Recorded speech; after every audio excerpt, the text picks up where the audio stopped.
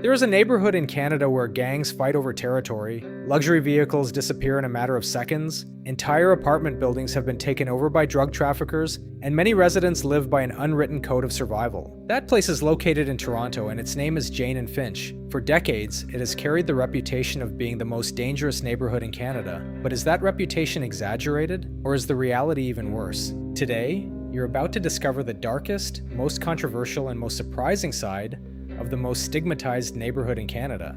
For decades, Jane and Finch has built a reputation that few places in Canada have ever matched. For many Canadians, simply mentioning the neighborhood has been almost synonymous with violence, gangs, and crime. Its name has carried such a heavy stigma that it has gone far beyond police statistics and become a true social label. In some cases, simply listing a Jane and Finch address on a resume was enough to trigger prejudice before a job interview even took place. That reputation spread in many different ways. Many taxi drivers avoided picking up fares to the area during certain hours. Delivery companies were reluctant to serve the neighborhood, and even residents from other parts of Toronto warned friends and tourists to stay away. Over time, Jane and Finch came to be seen as more than just a troubled neighborhood. For many people, it became the most dangerous place in all of Canada. But there is an important detail that is often left out of this story. Although the neighborhood has undeniably experienced periods marked by high crime rates, many residents argue that its reputation has grown far beyond the reality of today. According to them, Jane and Finch has become a convenient symbol onto which people project all of their fears about urban violence, while the far more complex social issues behind those problems are often overlooked. If there was one period that permanently cemented Jane and Finch's reputation, it was the years between the 1980s and the early 2000s.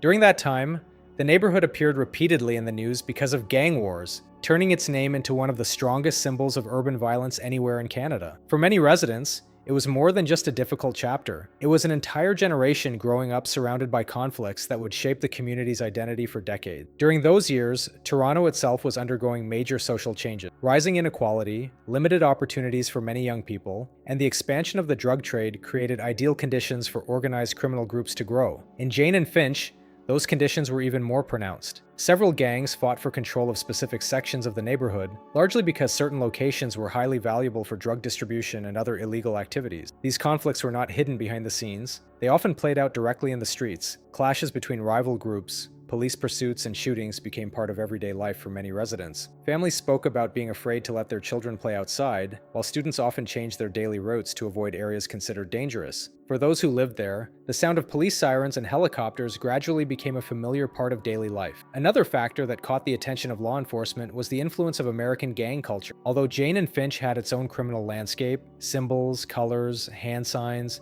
and even elements associated with groups inspired by the Bloods and the Crips, began appearing among some local gangs. That influence came primarily through music, movies, and American popular culture, all of which had a powerful impact on many young people throughout the 1990s and into the 2000s. Even so, experts emphasize that Canadian gangs were not official branches of their American counterparts. In most cases, they were locally organized groups that simply adopted elements of that culture while developing identities of their own. If Jane and Finch was once best known for gang wars and drug trafficking, today, a different type of crime has become one of the biggest concerns for law enforcement: carjackings. The violent theft of vehicles has become one of the fastest growing crimes in Toronto in recent years, and although this problem is not limited to Jane and Finch, certain parts of the neighborhood have frequently appeared in investigations related to these offenses. What makes carjacking especially alarming is the way it happens. Unlike traditional auto theft, where criminals wait for the owner to leave the vehicle unattended, a carjacking involves confronting the victim directly. In many cases, the entire incident unfolds in a matter of seconds.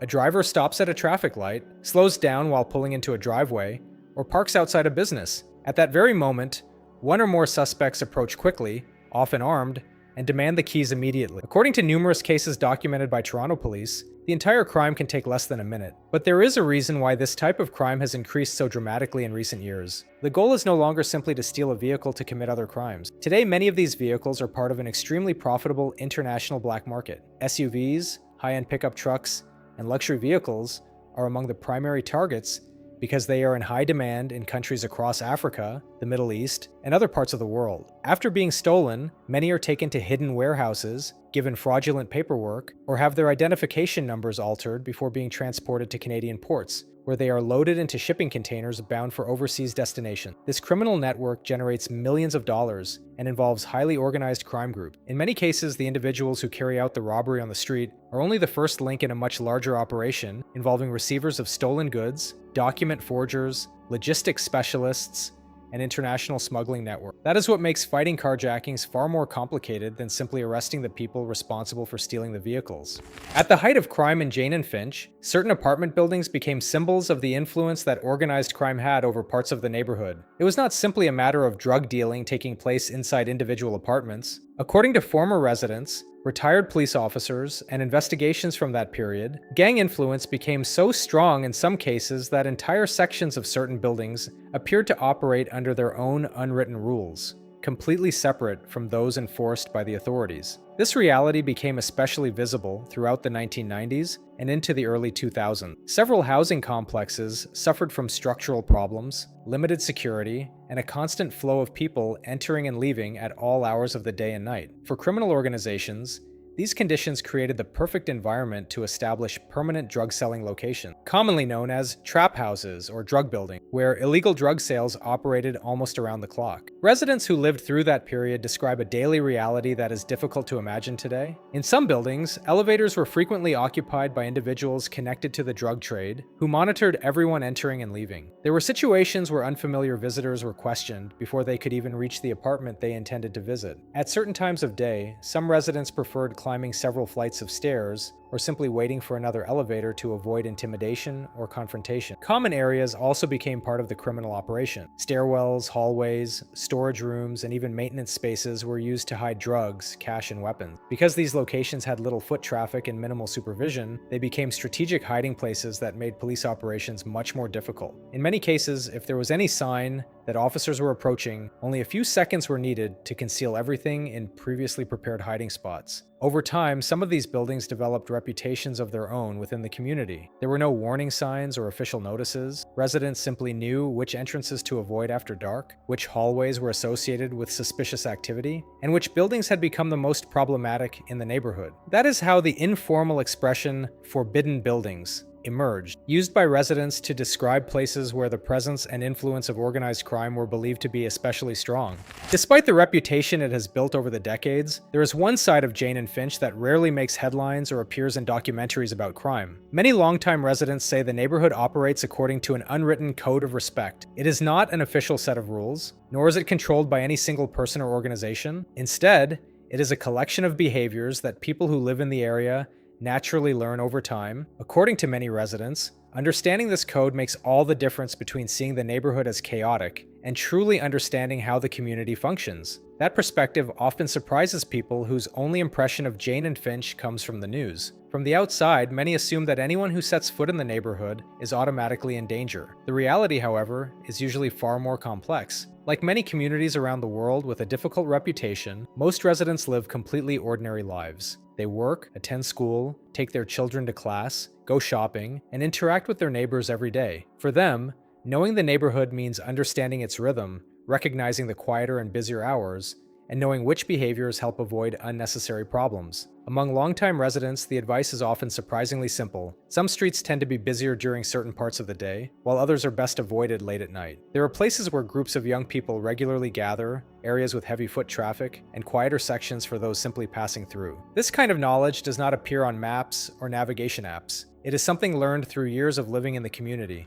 One of the greatest challenges Jane and Finch has ever faced has never been simply fighting crime on its streets, but preventing a new generation from being drawn into it. Over the years, authorities realized that arresting gang members alone would never solve the problem permanently. As long as new teenagers continued to be recruited, the cycle would simply repeat itself. That realization transformed Jane and Finch into one of Canada's primary focuses for youth violence prevention program. Recruitment into criminal organizations rarely happens the way most people imagine. Very few young people receive a direct invitation to join a gang. More often, the process is gradual, almost invisible, beginning long before any crime is committed. It can start with friendships, small favors, promises of easy money, or simply the feeling of finally belonging somewhere. For teenagers growing up in environments marked by poverty, limited opportunities, or family hardship, these organizations often offer exactly what they believe is missing from their lives: recognition, protection, identity, and status. This pattern has attracted the attention of researchers for decades. Studies conducted in Jane and Finch have shown that many vulnerable young people were approached while still in their early teens, at a time when they were searching for friendships, role models, and a sense of belonging. In some cases, older gang members presented themselves as mentors, offering gifts, money, or help with everyday problems. Gradually, relationships of trust developed that could eventually lead to involvement in criminal activity, often before the teenager fully understood the consequence. That is why municipal and provincial governments, together with community organizations, began treating Jane and Finch as a priority area for prevention efforts. Rather than relying solely on policing, many initiatives focused on addressing the root causes of the problem. Programs providing academic support, sports activities, cultural workshops, vocational training, mental health services, and mentoring for at-risk youth were introduced in an effort to offer young people a path away from gang life before they became trapped in the cycle. What makes the story of Jane and Finch even more surprising is that this place was never meant to become a symbol of crime in Canada. Quite the opposite. When the first development plans began to take shape during the 1960s, urban planners and government officials believed the area represented the future of Toronto's urban development. The vision was to create a modern, well-organized neighborhood capable of accommodating the city's rapid growth by offering affordable housing surrounded by green spaces, wide streets, and residential buildings that were considered a model of quality living at the time. On paper, everything looked promising. The large housing complexes were designed to create complete communities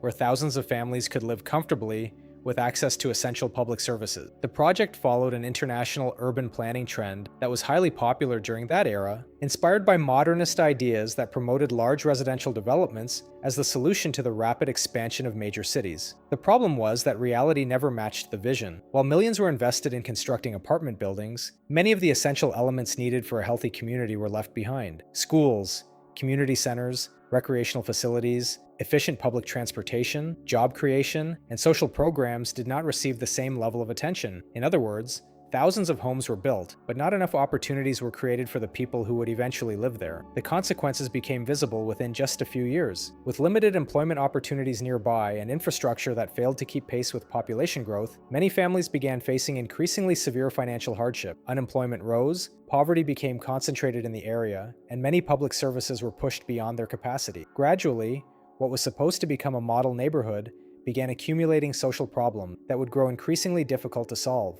After decades of being remembered almost exclusively for violence, gang activity, and social inequality, Jane and Finch may now be entering the most important chapter in its history. For the first time in many years, the conversation surrounding the neighborhood is no longer focused solely on crime, but also on transformation. Major infrastructure projects, new public investments, and large-scale revitalization efforts are gradually reshaping the area, giving many residents hope that its future could look very different from its past. At the same time, however, this transformation has raised a question that divides residents, urban planners, and public officials alike. Will revitalization improve the lives of the people who have always lived there, or will it ultimately force them out? For decades, one of Jane and Finch's greatest challenges was its relative isolation from the rest of Toronto. Even though the neighborhood is located within Canada's largest city, many residents relied almost entirely on buses for daily transportation, often facing long commutes to work, universities, hospitals, and major commercial districts. This lack of efficient transportation limited employment opportunities,